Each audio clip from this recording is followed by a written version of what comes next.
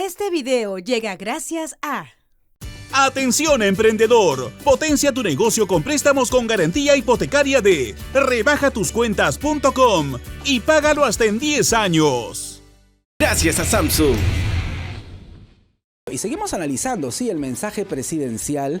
Contamos aquí en cabina con la presencia de Magnet Márquez, ministra de Educación, titular del Minedu, porque sobre este sector educación se ha hablado bastante, hay algunos cuestionamientos y es importante poder aterrizarlos y analizarlos. Ministra Márquez, bienvenida a RPP. Buenos días, Jorge. Muchas gracias por la invitación. Muy bien, vamos primero con los cuestionamientos al mensaje. El SUTEP ha dicho que la presidenta Dina Boluarte no se ha referido, por ejemplo, al famoso 6% del PBI para el sector educativo. Entonces, ¿hay alguna posibilidad de llegar a esa cifra realmente? Miren, poco a poco tenemos que ir avanzando hacia eso. Sin embargo, el 6% del PBI también hay que manejarlo con mucho cuidado, porque en realidad siempre va a depender efectivamente del PBI. Lo que particularmente desde el sector creemos es que deberíamos de ir a una cifra por alumno, ¿no? Lo que nos permitiría tener ya un estándar y poder establecer cuál es el costo de un alumno en la educación pública y cubrir esa demanda, que no necesariamente va a ser el 6% del PBI, porque el día que el PBI baja, ¿no? Lo que se asignaría al sector sería menos. Y nosotros tenemos que apuntar a tener un costo por alumno que nos permita cubrir sus necesidades, tanto de docentes, tanto de materiales, de la infraestructura que propiamente supone el brindar el servicio educativo por cada uno. Es un camino largo y hay que empezar a trabajarlo. Nosotros desde Educación estamos haciendo ya costeo de lo que podría ser, porque evidentemente no cuesta lo mismo un alumno de educación inicial, de educación primaria, de educación secundaria. Ni uno ubicado en Lima, con zona urbana, zona rural, en regiones, claro, ¿no? O en zona de frontera. Entonces es un trabajo arduo hacia lo que estamos caminando. Y de hecho siempre se ha hablado del 6% del PBI, es parte de lo del Acuerdo Nacional, y es caminar en esa ruta, pero también teniendo el otro tema de lado, ¿no? El monto por alumno. Se temía también, hablo de un temor que había presentado el SUTEP y otras organizaciones relacionadas con el magisterio sobre una suerte de municipalización de la educación. De hecho, la presidenta se ha pronunciado al respecto. ¿Cuál es la posición del Minedu? La presidenta ha sido muy enfática y nosotros también habíamos ya salido a decir de que no había municipalización. Esto surge a raíz de una mala interpretación de la norma. Quiero creer eso. Y además una mala utilización sobre una narrativa falsa para asusar a los maestros a salir a las marchas. Esa es la realidad. Y se dijeron dos grandes mentiras. Una es la privatización de la educación y la otra es la municipalización de la educación, que la señora presidenta con suma claridad las ha desmentido en el mensaje presidencial. Pero ¿a qué se debe esto? Uno, la municipalización, incluso sacan una resolución ministerial firmada este año por mí, cuando se habla de descentralización de competencias y el traspaso de competencias hacia el gobierno regional de Lima Metropolitana. Pero ¿quién hace las veces de gobierno regional en Lima Metropolitana? La municipalidad de Lima Metropolitana, y por eso es que a ellos les tenemos que transferir las funciones. Es un proceso que ya se llevó a cabo en todo el país, incluso en el Callao. Todos los gobiernos regionales tienen competencias en educación debido a la ley de bases de descentralización. El único gobierno regional que no tenía las competencias transferidas era el gobierno regional de Lima Metropolitana, que es ejercido por la municipalidad y que además todavía no las tiene porque estamos en todo el proceso de transferencia. Entonces esa es la primera gran mentira que se ha dicho, de que estamos municipalizando la educación cuando acá no hay ninguna municipalización. Sobre el tema de privatización también se ha dicho que se busca terminar con la escuela pública, y nosotros ahí somos enfáticos, garantizamos la escuela pública total y absolutamente, y garantizamos la gratuidad de la enseñanza total y absolutamente.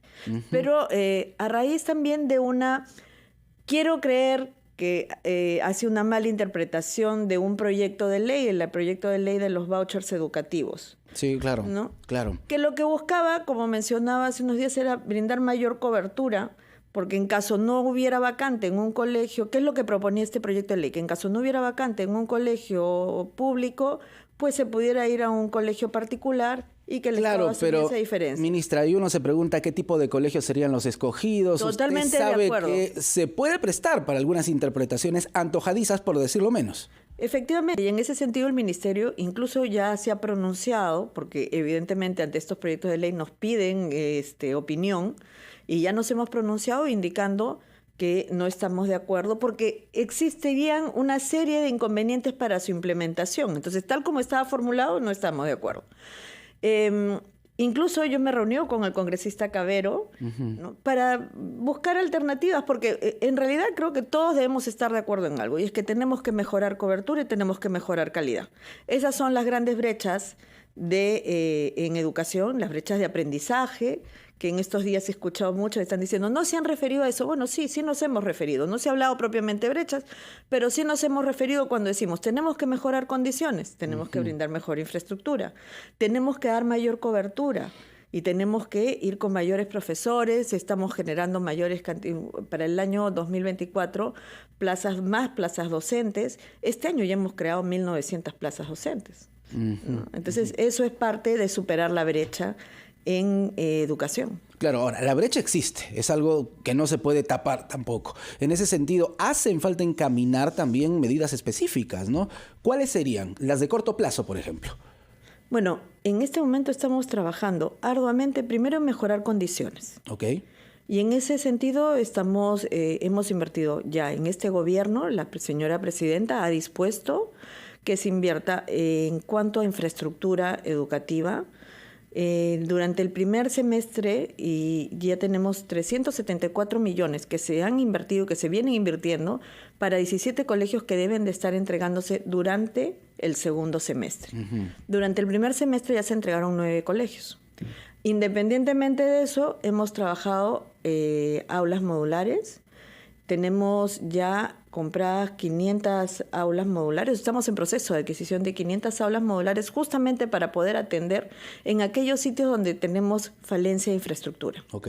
¿No? Y adicionalmente ya tenemos instaladas como 200 aulas modulares, porque claro, un proceso constructivo toma un tiempo, y más en el Estado, donde tenemos que hacer el expediente técnico, tenemos que salir a un concurso público. Eso en verdad toma tiempo. Ese es otro reclamo también, que sería importante que a nivel de gobierno se pueda atender la lentitud de los procesos, ¿no? Nuestro Estado es engorroso hasta el extremo. Bueno, efectivamente, y eso es algo que se ha discutido y que la señora presidenta nos ha pedido a todos que destrabemos proyectos y que caminemos hacia eso. Y parte también de eso es un esfuerzo que ha hecho la PCM y junto con todo el gabinete para la generación de esta Autoridad Nacional de Infraestructura. ¿No? Y la idea de esta Autoridad Nacional de Infraestructura es que los proyectos grandes sean manejados desde ahí, justamente para darle agilidad a los procesos. Que es lo que todos esperamos finalmente. Vamos a retornar para seguir conversando, ministra Márquez, y desde ya le planteo una pregunta en cuanto a la meritocracia de nuestros profesores, de nuestros docentes. ¿Cuándo hemos avanzado? Por favor, lo analizamos en breve.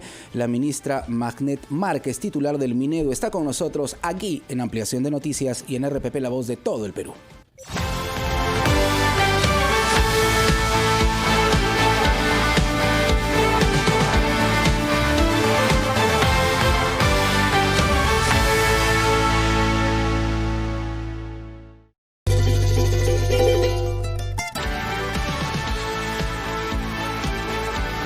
Seguimos contigo aquí en Ampliación de Noticias, edición domingo y domingo 30 de julio. Soy Jorge Rodríguez, te estoy acompañando y estamos analizando todo lo que viene ocurriendo en el sector educación a raíz también del mensaje de la presidenta Dina Boluarte.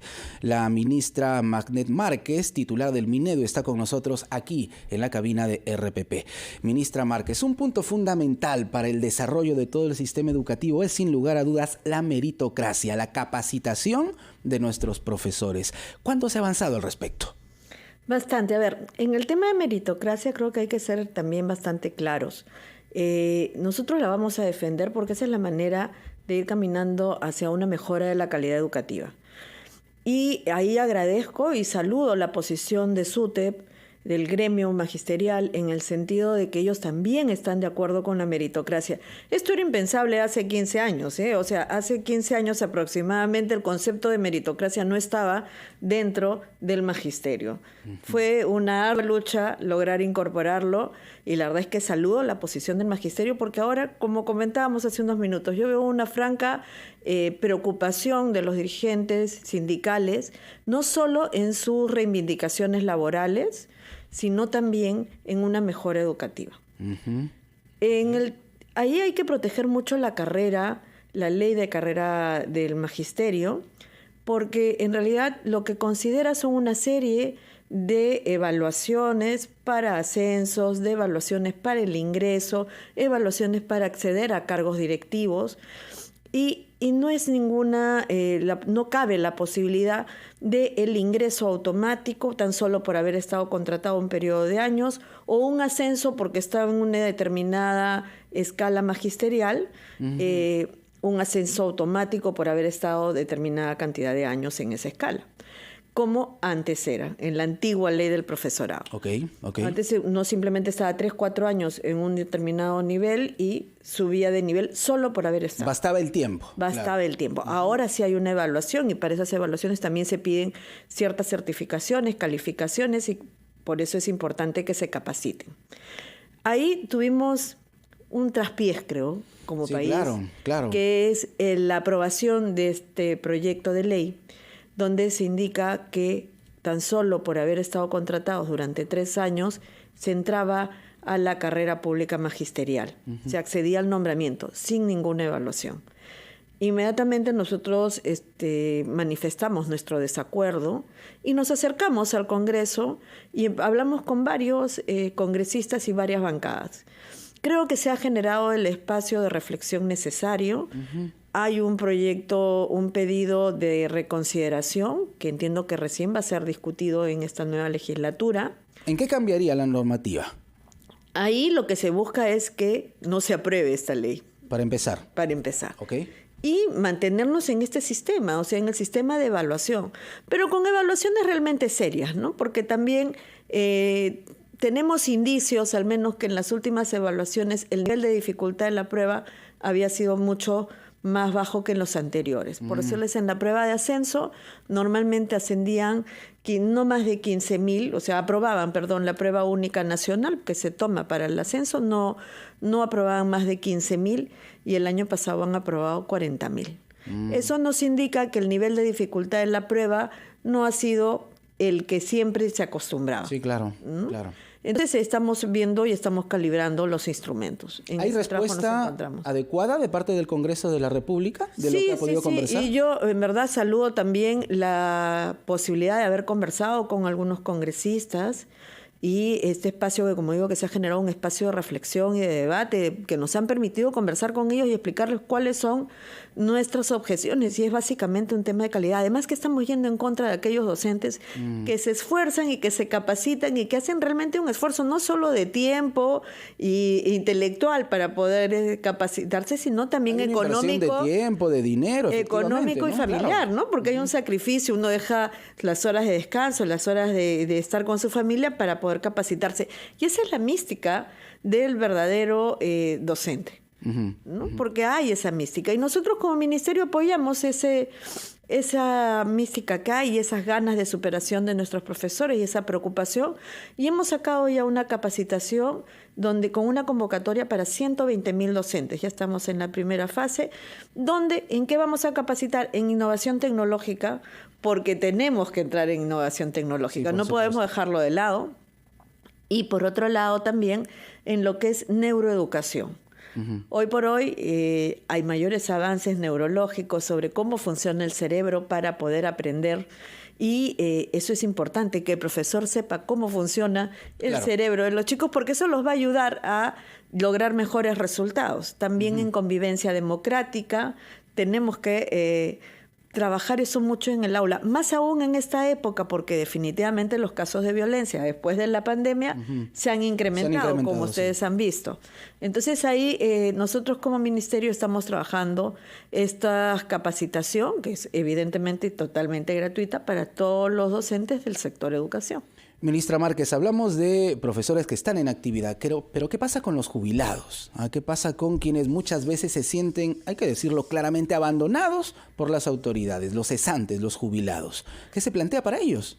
Bueno, ellos vienen haciendo un reclamo de hace muchos años, justo además en el sentido en que las bonificaciones, tales como preparación de clases, compensación por tiempo de servicios, y asignaciones por luto y sepelio, se les pagaba considerando como base de cálculo no la totalidad de la remuneración, sino una mínima parte de ella.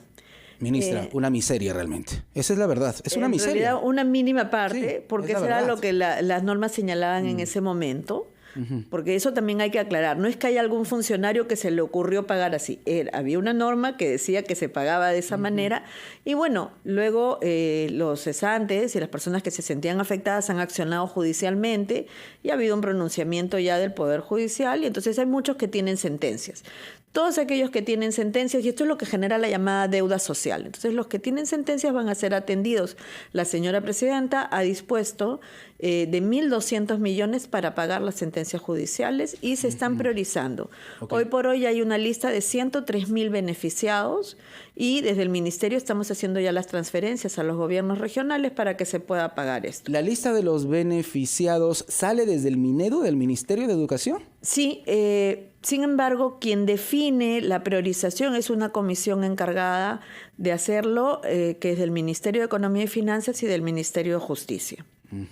Entonces, ellos han definido esta lista de 103.000 a razón de la información que como ministerio le hemos brindado, porque nos llegan los pedidos y nos llegan las sentencias judiciales de que hay que pagar. Lo que pasa es que una persona lograba su sentencia judicial, llegaba al ministerio y entonces o al gobierno regional que correspondía, y lo que se hacía era todos los presupuestos tienen un porcentaje, un 4%, para un 4 o 5% para poder atender las sentencias judiciales, y entonces se prorrateaba, ¿no?, entre el número de personas que acudían. Ahora están fuera de este tema, de este 5%, y hay un fondo específico para pagar esto que se ha denominado deuda social. Okay. Aparte de eso, hay una ley ya que lo que indica es que hay que pagar a las personas estos beneficios de manera completa tan solo si lo ganan administrativamente, ya no hay necesidad de la sentencia judicial. Y eso también ya estamos próximos, la señora presidenta nos ha encargado que veamos ya cómo vamos a redistribuir los presupuestos para poder pagar esa deuda social. Claro, porque la lista continúa, la lista es larga. Sí, es bastante larga, pero ya vamos avanzando. Es decir, lo que hay que también tener en cuenta es que este gobierno lleva 7 meses y miren lo que hemos avanzado en 7 meses. En 7 meses han habido aumento de remuneraciones a los docentes, 250 soles que se les ha dado en marzo y 250 soles que se les va a dar en noviembre en sus remuneraciones, independientemente de 950 soles que se les ha dado ya como un bono para el año. Y este año hemos cerrado la negociación, el trato directo con la negociación colectiva con el SUTEP, y les estamos dando un bono de 220 soles que se pagarán este año también. Entonces sí hay un gran esfuerzo económico y de mejorar la situación del docente, porque tal como dijimos y tal como lo ha señalado la señora presidenta, evidentemente lo transversal al ministerio es la mejora de la calidad educativa. Pero para lograr esto nos hemos basado en 3 ejes. El primero, la revaloración del docente, entendido como un docente motivado y un docente capacitado. Okay. ¿No? La motivación evidentemente también va por un tema de una remuneración justa, donde él se sienta apreciado y que también lo incentive a cada vez mejorar y poder ascender y poder acceder a un cargo directivo. Entonces estamos trabajando en eso. Y luego tenemos lo que es dar las mejores condiciones. Eso supone mejorar infraestructura. La brecha en infraestructura es enorme y no la vamos a poder mejorar en 1 o 2 años. Esto es un largo camino, pero ya empezamos. Y como les mencionaba, el número de obras que teníamos y que incluso por primera vez, mire, la preocupación de parte del gobierno, se está trabajando obras de prevención para, de preparación más que de prevención, ante la eventualidad del fenómeno del Niño. ¿Cuánto se debe invertir ahí en los colegios? ¿Se tiene una cifra? En este momento, para Piura, Tumbes y Lambayeque, vamos a invertir 67 millones.